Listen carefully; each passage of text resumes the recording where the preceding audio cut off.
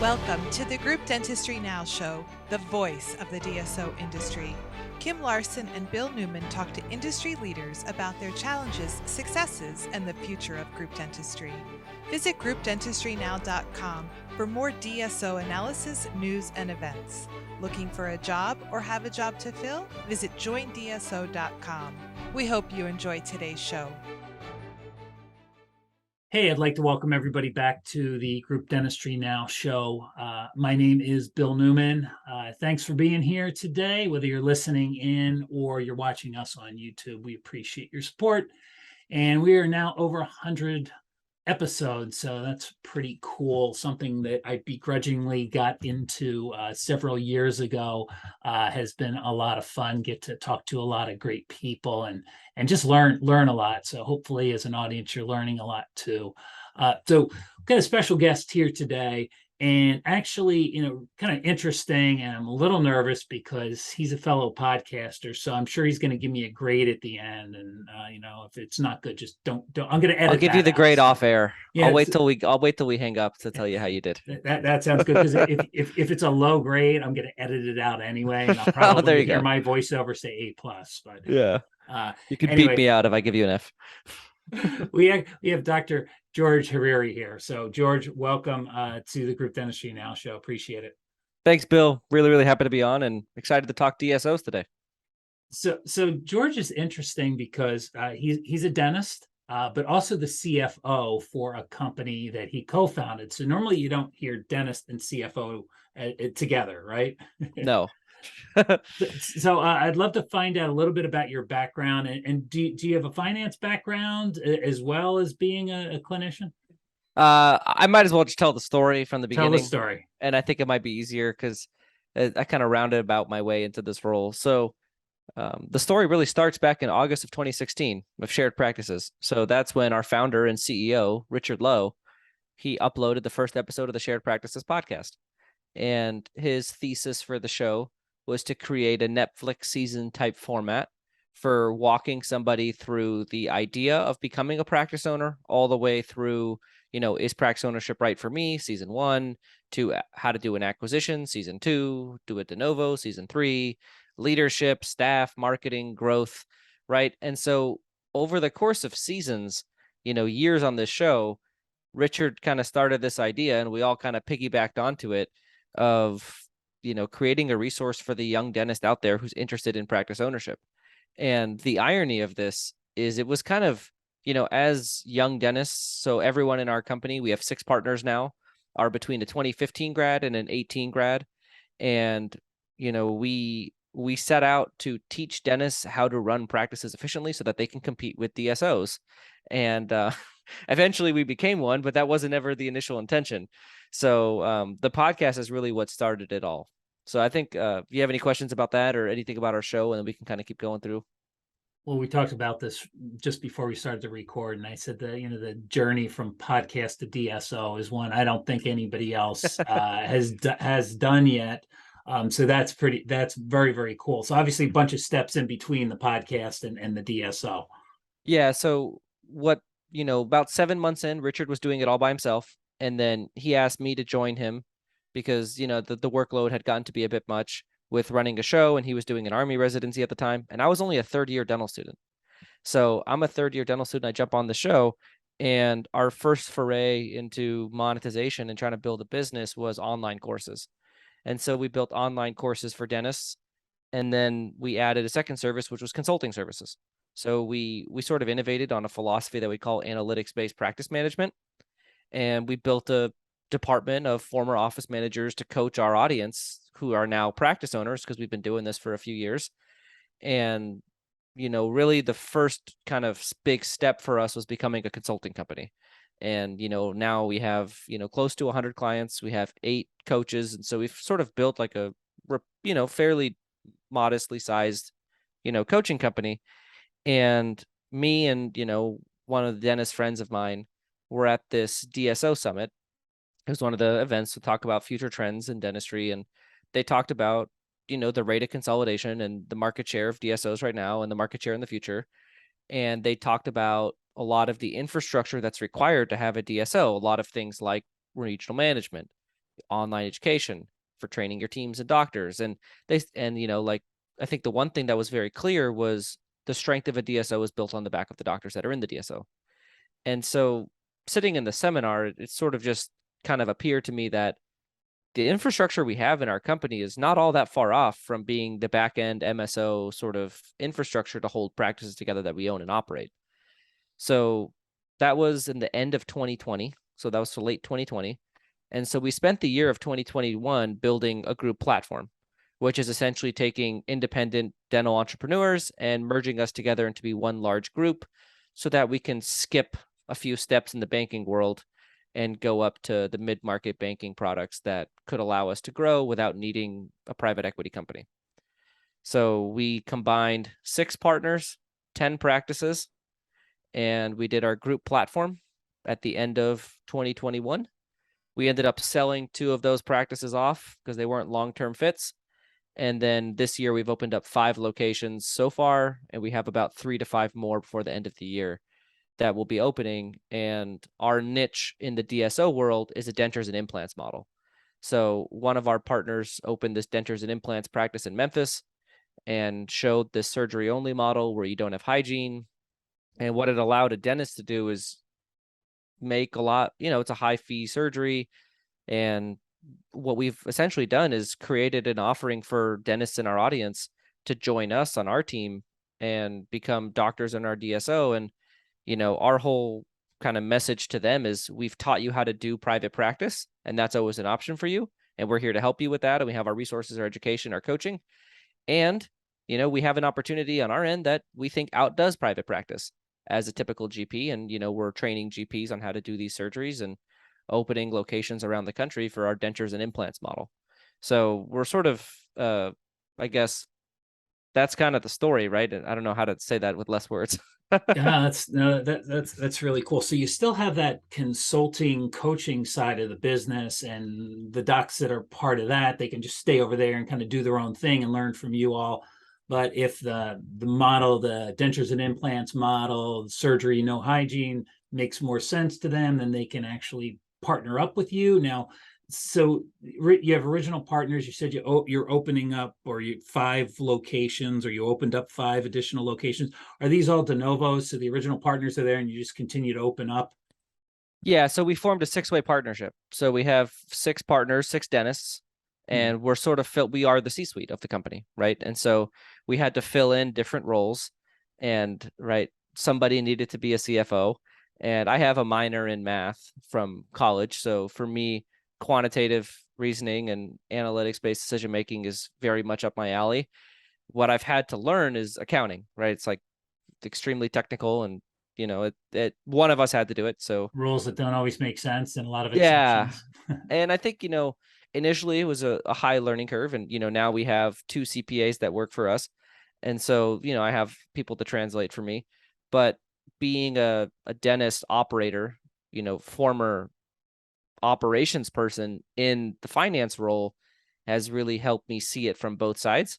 And I think that it lends for better long-term decision making. I think, even though I might not have a formal finance background, I think it's I can pick up the concepts that I need to, but I also understand operations thoroughly. And so it's not traditional, but I don't think anything about our company is traditional. So it's not a bad thing. Yeah. So you're CFO. So tell me some of the positions that the other partners are as well. You have a CEO, obviously, but what else? Yeah. So I'll walk you through the 6 partners and what each one of them does. That'd be great. So Richard Lowe was the one that hit publish of our podcast the first time. He's our CEO, and his main role is external outreach. So he's very much our audience facing leader. So anytime we're talking to dentists, we're trying to, do those things. Richard is kind of the face of our company, as we are private dentist services, right? Our coaching, and then we offer buyer representation services like due diligence. We offer legal services, and we're going to continue to build out our list of services as our DSO grows. We have more people in house, and we can begin offering more things. So Richard is really the kind of the head of the snake. And Alex Sharp, the second I would mention here, he's our president, and he's our internal leader. So our internal team views him as the person to go to for, the kind of the top of the command. And so that really helps with internal culture. We're a completely remote company with over 100 employees. So imagine the challenges of culture building, right? That those are the types of things that, we put on Alex's broad shoulders because of his experience as a general practitioner building a large practice with one of the best cultures I've ever seen. So that's our president. I'm our CFO, right? I've kind of already brought me up. My jobs are really future direction is very much up my alley. I was the initial CEO and primary visionary of the company. And so I very much my hands are in future directions where we're going, and also capital allocation. Those are probably my two biggest kind of roles. Matt Garino, that's the one you talked to who introduced us. That's our COO. He just has his hands in everything. I mean, everything goes through him on the day-to-day. So he's extremely valuable. Austin Davis, that's our chief dental officer. So he's the one that innovated the dentures and implants model. He's the one that opened the first one. And so he's in charge of a lot of the build out internally of the operations to support as many practices and our growth rate and all of those things. And then finally, Matt Ford, he's sort of head of business development internally, and he's scouting new locations, scouting doctors. He's the one that allows us to open locations at the rate that we do. So that's the team of 6. That's excellent. So you mentioned being remote. So all of your 100+ employees, is that what you had mentioned? Were I don't know how remote. many, honestly. Yeah. We were joking about it the other day that we need to get a total on that. So the remote, and I guess some of that stemmed from COVID, right? When you kind of started everything, everybody was remote anyway. Any plans to bring people in, or is it working pretty well and you're going to keep at it? No, I think the remoteness of our company is one of our biggest strengths. I mean, we can hire people so fast. I mean, we hire people in 2 to 3 days most times for central positions because of the fact that we can look at the entire country as an option. And I mean, right, anytime you're growing a business, you pick your challenges. And for us, we want to pick the challenge of culture internally because that's in our hands. That's something we can control, and that's something that we can be the decider of our outcome. Versus going in person or having people in a local facility, hiring becomes a much bigger challenge. And, with kind of the trend, hiring isn't going to get any easier in the future. So we want to be able to put the growth of our organization in our own hands. And we're fully remote, as many positions as possible. The only people that are on site are at dental offices. So you're going to stick with remote, makes a ton of sense. You mentioned the 6 partners. Are they scattered around the country? What does that look like? Yeah, so I'm in Arizona, and we have one of our partners is in Arkansas, Indiana, Memphis, South Dakota, New York. Okay. And so as you start to add potential, not partners, but practices, right? And you're bringing maybe some that were being coached and maybe they're coming over to be part of the DSO.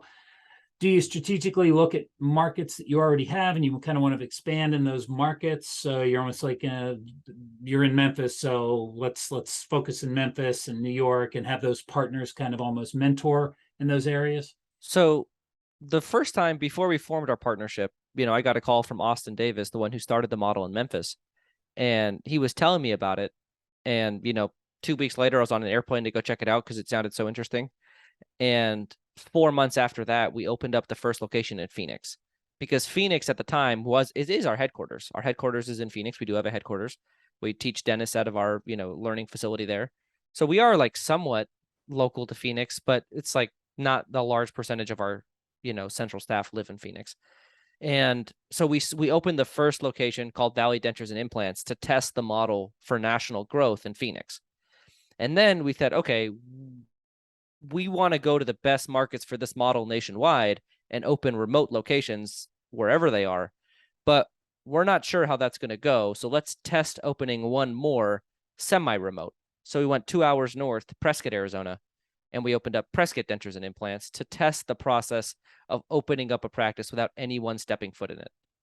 And so we opened up Prescott, and then we learned some things, right? Every time you do this, you learn things, you get better. And then the next round, we opened up 4 at the same time in Little Rock, Atlanta, Louisville, and Reno. So that was our first foray into exploring different markets to see which markets do better than others, complete remote opening across the country. And, the one that we've opened now is Denver. And then by the end of the year, we should have Chattanooga, Birmingham, Omaha, and maybe a couple others. So we're just going where we think there's a good fit between real estate opportunity, doctor, and market demographics. Okay. Wow. Some aggressive goals, and you're not just sticking to one area for sure. No. Yeah. That sounds great. All right. So if an audience member, dentist, is listening to this right now or watching it, and they happen to be interested in maybe becoming a part of Shared Practices, Mm-hmm. what does it look like as far as like the coaching opportunity first? So a lot of people come in, right, to be coached, to the consulting, and what do they get? So you talked about the education. I'm assuming there's clinical education. Is there business education as well? It's actually only business education, Okay. no clinical education. All Yeah, we view ourselves as a non-clinical company when it comes to dentist mentorship and leadership, right? We don't want to, we view the fact we are all dentists, right? All of the partners are dentists, and we have the philosophy that dentists are to make the decision on clinical decisions, right? And that's their role, and we try to stay out of that. So, we're much more non-clinical, but usually there's no crossover between a client and a partner doctor, right? Or a doctor at a location, because usually clients are people that own their own practices, and we're not in the business of acquiring. So we don't acquire existing locations. We're doing our own de novos. So we usually get someone at that pre-ownership stage where they're deciding, do I acquire my own practice, or do I form a partnership, and do I join just Shared Practices to be a partner doc? And for us, we view it as their decision, right? And we offer solutions for both. So we can help you buy a practice. And then once you buy a practice, we have one of our coaches who will essentially, so our product on the coaching side is called analytics-based practice management. And it's, a trained coach looking at analytics dashboards to figure out the buttons to grow a practice, and then working with the local team on site, the office manager, the staff, to get the changes in place needed to actually grow the practice. What we found is in our first foray at this, dealing directly with the dentist, they were becoming our bottleneck. And so now we talk to the dentist, we get the plan approved, and then we go straight to the staff to pull it off, because we don't want the dentist in our way. So we, in the course of all of our clients, we average about 40% per year of internal growth so far. So, our whole consulting philosophy is same store growth using, analytics-based principles, and, kind of like Moneyball stuff, things that you might not have thought were good ideas, but analytically make a lot of sense, like opening hygiene capacity more than people might think, different items like that. So that's the consulting side, but that's after a private dentist is in practice ownership. Usually if you're in practice ownership, you're not going to leave that to be, a doc in one of our dentures and implants locations. Right. So you've got some people coming in before they say, should I start my own practice, right? Or buy my own practice, or possibly partner with you. And they're looking at their prospects of what does ownership on my own look like versus what does ownership with Shared Practices look like. Yep. So how you get the message out through the podcast? Is that originally how you got the messaging out? I mean, it seems like just looking at the website, super young crowd. I mean, like you mentioned, everybody there is very young. Haven't been in practice a ton of years, so you've got that, and now remote, which fits with the young vibe, what people want. People find you from the do you have relationships with any of the dental schools out there? What does that look like? You talk about for docs for our dentures and implants locations, or clients for our consulting end? Yeah, I mean, I would say, probably for the docs. Like, how do they find out about you? The ones that could be potentially part of the DSO. Right. We use our audience for both. So our audience is very privy to the fact that, we are our own DSO that's opening up dentures and implants locations, and they know that we offer GP consulting. So we use the audience for both. I mean, we get clients from our audience all the time. We get our drip of clients from our audience, our podcast. It's been around for 6 years, and I think on iTunes we have more 5-star reviews than any other dental podcast. So it's kind of grown that way. And on the DSO side, we announce it on our podcast. We have our docs on the show. They talk about their experience working with us. Yeah. And I think that that's found, But I mean, I'd be lying to you if I said that finding doctors for our practices is not, number 1, 2, and 3 on our list of things that we're trying to become more efficient and find better ways of doing, because that's every DSO has that problem.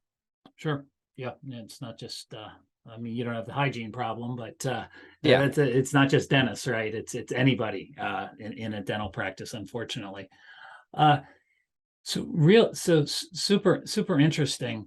What do you think about? Because I'm curious. You are certainly not a traditional DSO by any stretch of the imagination. So, how do you feel like now being in the DSO industry, quotes around it, right? What Yeah. does that mean? How do you feel like? How do you feel like you fit in? I mean, you certainly stand out as a different model that would be very appealing, right, for a certain segment of the dentists out there. Yeah. But what are your thoughts on the industry now that you're kind of in it, so to speak? And where do you think it's headed? I mean, we talked a lot about the consolidation. You found out about that going to a DSO meeting. Yeah. You heard about it. Yeah. I mean, we're not in the acquisition space for a reason. I think that I have a lot of issues with the way the DSO space is currently operated, to be honest. And we set out to do it differently, right? And that's why we are very different, because there were certain things we didn't like, and we wanted to go out and do it in a way that we were proud of. And so I think the biggest things I don't like is just the unsustainable allocation of capital.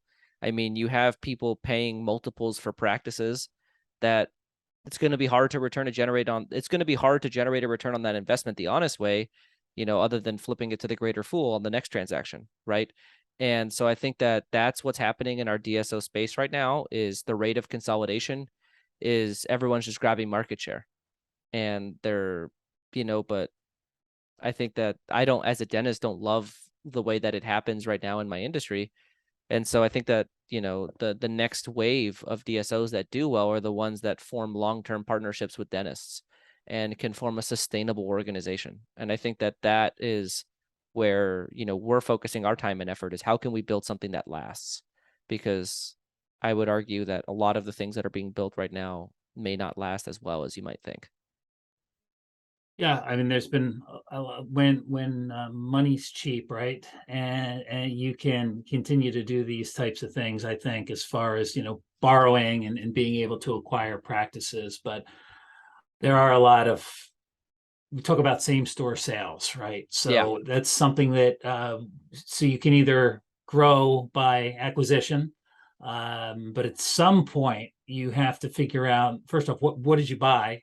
Is there value in it? And then how do you continue to grow the practices that you acquired? Because there's a certain segment of dental practices out there that aren't very appealing for a buyer. So there is this feeding frenzy at the top, right? Those 5+ operatories, 1 million and above in production. And so the valuations on these have been extremely high, and just really interesting to see where does that, again, when money's cheap and the economy's cooking along, you don't really have to worry about that from a borrowing perspective. Now I think strategy is going to change, and so again, you don't have to worry about that. You're doing all de novos. You've got your partners. If I am a doc that comes in, not a partner, and hey, I would like to work for your DSO, is there a pathway to partnership that way? Is there equity involved, or what does that look like? When is this getting released? This is getting released, I would say, in the next couple of weeks. So, all right. So we are about to roll out an equity program with our partners. Okay. So with our doctors at their locations. So the details of that are something that I'm about to talk about. We had this initial setup that we've gone back and redone. So our initial setup was, giving them, stock based on how their location performed. And what we found is it didn't resonate with our doctors. So we went back to the drawing table and we redid our partner portfolio and what we're offering. So the way it works is, you walk in and you're a seat doctor at one of these locations and you open up a location with us. As the location grows, we have these benchmarks. And when you hit those benchmarks in total revenue for a calendar year, you get equity in the location. So you get equity at the practice level with growth of the practice over time. So it's essentially earning equity through the performance of the location. And then that equity is now yours to distribute, sell, do what you want with it. And we have these benchmarks of what always needs to be dentist owned. So once it's earned, it must remain dentist owned. And, in a case of an event, we have a certain amount that can be included in that event, but we really try to protect the long-term health of the enterprise. Okay, so I'll let you know exactly when we publish this, so we don't publish this before you announce it to everybody. That's fine. You can go for it. I didn't say anything that I would unsay. Okay. So go That's ahead. great. All right. That's interesting, and I think we see in the industry anyway, from what I'm seeing, is that a lot of interest in having equity at the practice level, because there's a ton of control there, right? Like I can control Yeah. that. I might not be able to control if I get some equity at the top co level, right? Well, there's 300 locations, so what I do, my practice is going to be tough to influence all 300, right? The growth of 300 practices. So anything else? I mean, we talked about the advantages of that being a remotely managed DSO.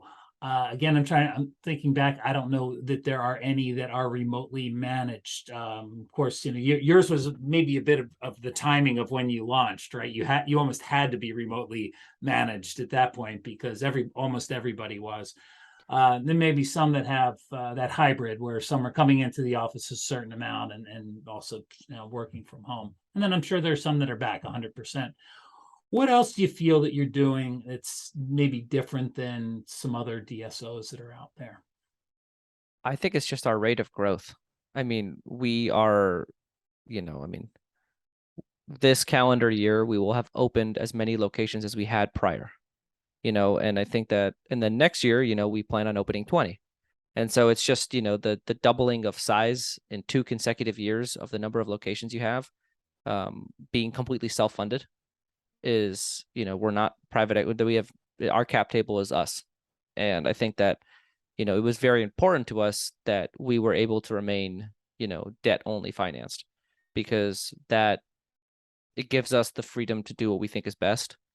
And I would like us to be an example, down the road, several years from now, as a way for dentists to hold on to their ownership longer, and a way to be in control of the growth and the kind of the fruition of their organizations.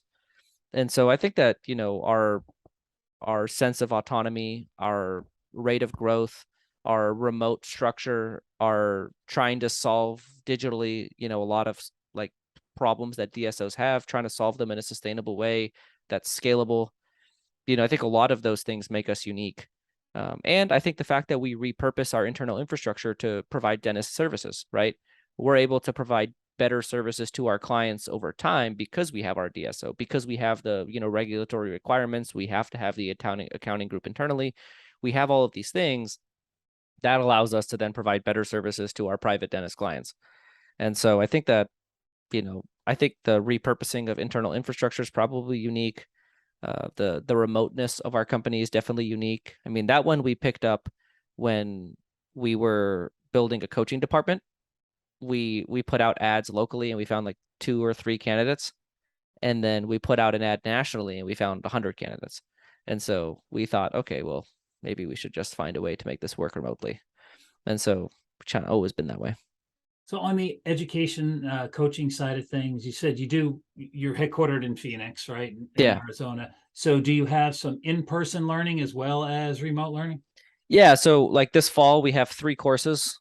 One's October 7th, one's November 4th, 5th, and then the other one, I don't know when it is.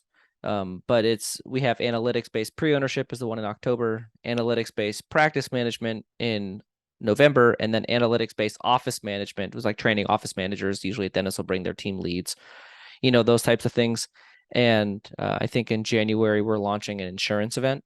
So we try to hold, I mean, education is something that, when you think about our organization, the majority of our revenue comes from the practices that we own and operate, but the majority of our purpose, satisfaction, and joy comes from the education and the helping of other dentists. So it's kind of an illogical way for us to spend our time when you think about return on investment of time.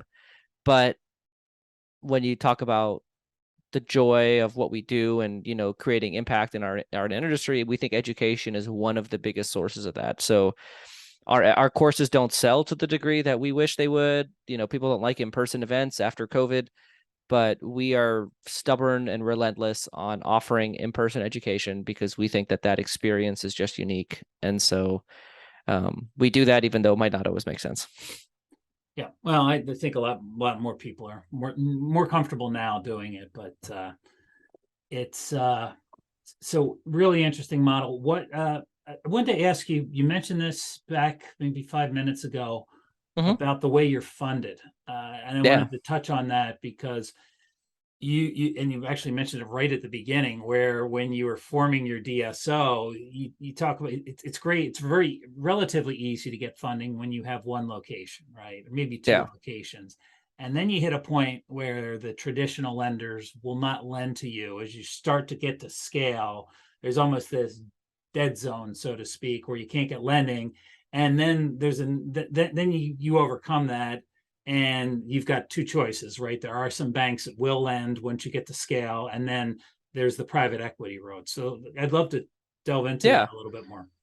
So I would think that so far, one of the things that we've done that's saved our butt is, strategic resource management because of, how hard it has been for us to get funding. So our initial hypothesis was, we've each as individual entrepreneurs grown. We've had significant same store growth using our practice management philosophy in our GP locations. And so we wanted to leverage, our healthy debt to EBITDA ratio to maybe open up a line of credit. Right. And so that was the initial deal, is can we recap all of our existing practice notes that are all with independent banks? And can we, in that process, open up a little bit of a line of credit for us to grow?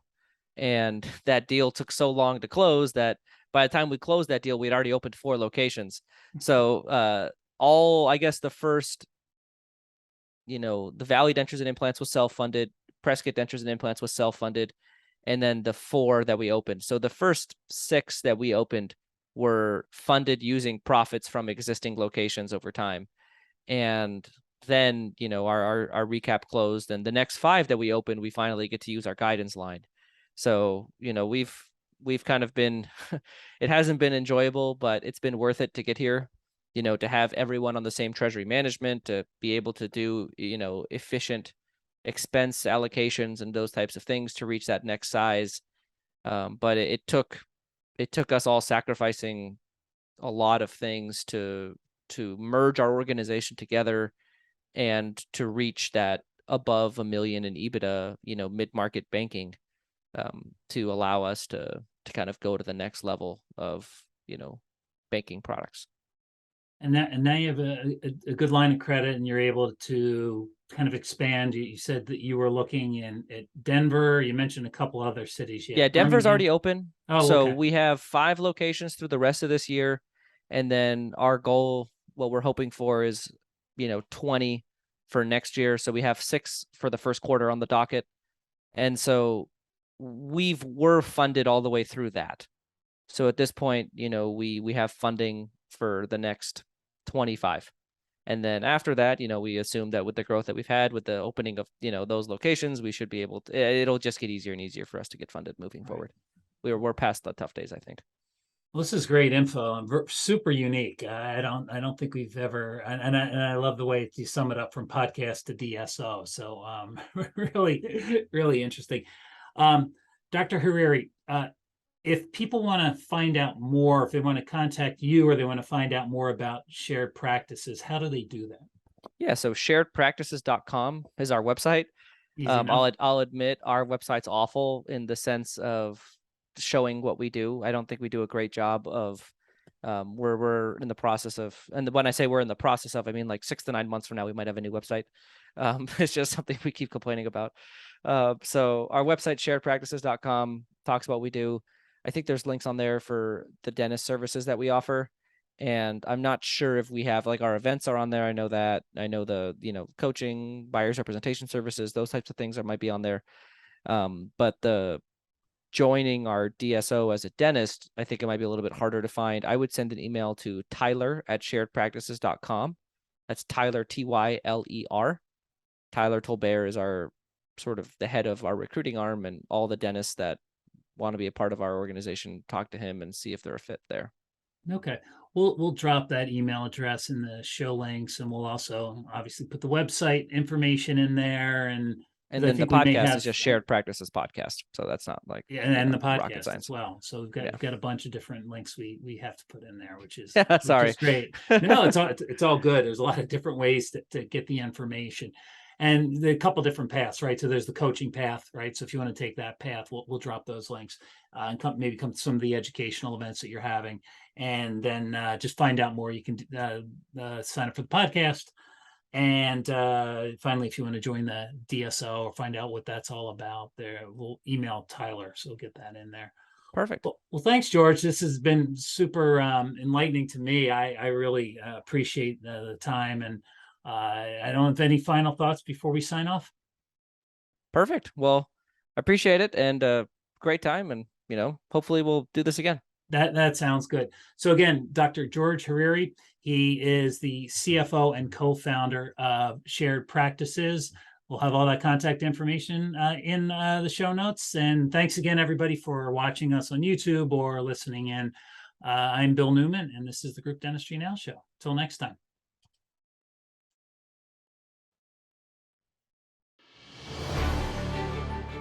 The Group Dentistry Now Show has listeners across North and South America, Europe, Asia, and Australia. If you like our show, subscribe today, and please tell your colleagues about us.